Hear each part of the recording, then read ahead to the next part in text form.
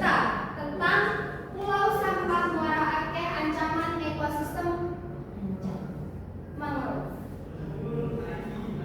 Nah, bisa dibaca perwakilan satu orang. Ayo, Mbak Fia, ya dibaca yang keras ya.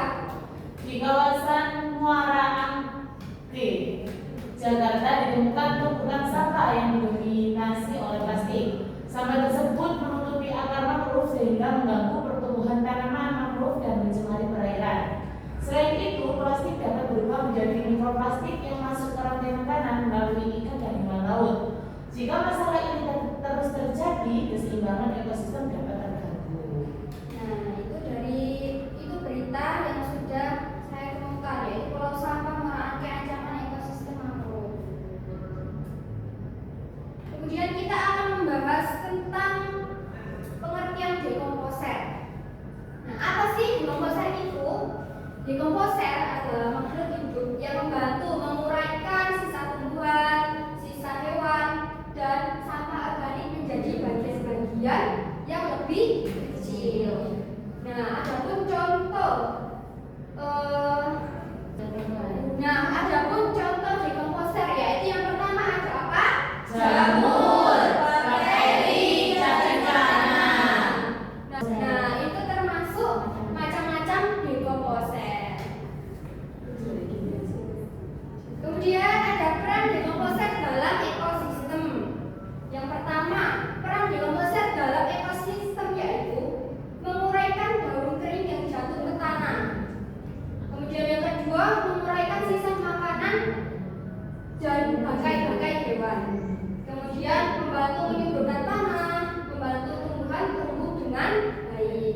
Nah, bagaimana sih jika tidak ada dekomposer? Nah, jika tidak ada dekomposer, daun kering, sisa makanan dan bangkai hewan akan menumpuk sehingga lingkungan menjadi kotor. Kemudian ada jenis-jenis sampah, yaitu ada dua jenis sampah. Sampah apa? Organik dan anorganik. Nah, sampah organik itu seperti apa sih? Sampah yang dapat terurai secara Alami. Nah, seperti apa contohnya? Sisa makanan. Nah, sampah anorganik, sampah yang sulit terurai. Seperti apa? Plastik, kaca, bawang kertas. Nah, apa sih dampak sampah terhadap ekosistem? Bisa dibaca dari perwakilan satu orang, Mbak Uji. Yang pertama, mengganggu pertumbuhan tanaman mangrove. Yang kedua, membuat air menjadi kotor dan tercemar. Yang ketiga, plastik yang menumpuk lama-kelamaan akan pecah menjadi bagian-bagian kecil. Yang keempat, bagian plastik yang kecil dapat dimakan oleh ikan dan hewan laut. Dan yang terakhir, akibatnya rantai makanan di laut dapat terganggu. Nah, itu adalah dampak dari sampah terhadap ekosistem. Nah, setelah materi yang sudah saya paparkan tadi, nah selanjutnya kita akan mengerjakan LKPD. Nah, sekarang Ibu akan membagikan LKPD pada setiap kelompok. Oke. Nah, Ibu akan membagi beberapa kelompok menjadi dua kelompok. Kelompok satu ada 3 orang, kelompok dua ada 2 orang. Nah, ini untuk kelompok satu. Nah, ini kelompok jika ada yang belum paham bisa ditanyakan ya.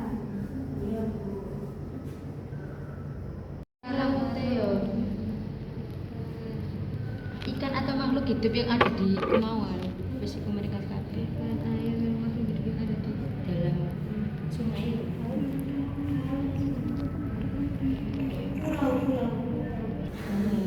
Bagaimana? Sudah selesai?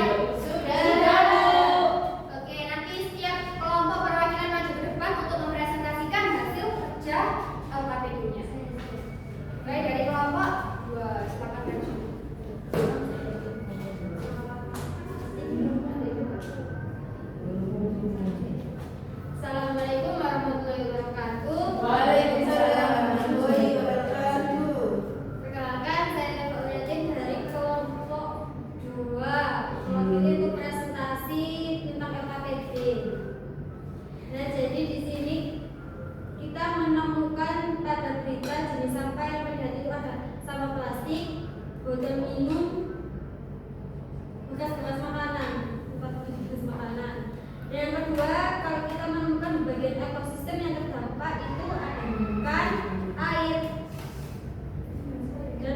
yang ada di pulau tersebut. Yang terakhir yaitu perubahan yang terjadi pada lingkungan. Air menjadi kotor, banyak ikan yang mati, dan lingkungan menjadi buruk. Sekian dari saya. Wassalamualaikum warahmatullahi wabarakatuh. Waalaikumsalam warahmatullahi wabarakatuh. Oke, baik sekali. Dari program dari kelompok 2.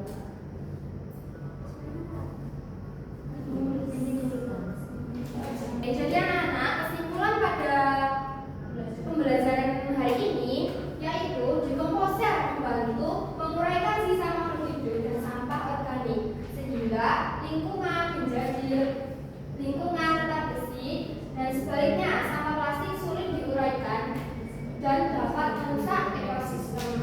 Oleh karena itu, kita harus menjaga kebersihan lingkungan dengan membuang sampah pada tempatnya. Oke, baik sekali.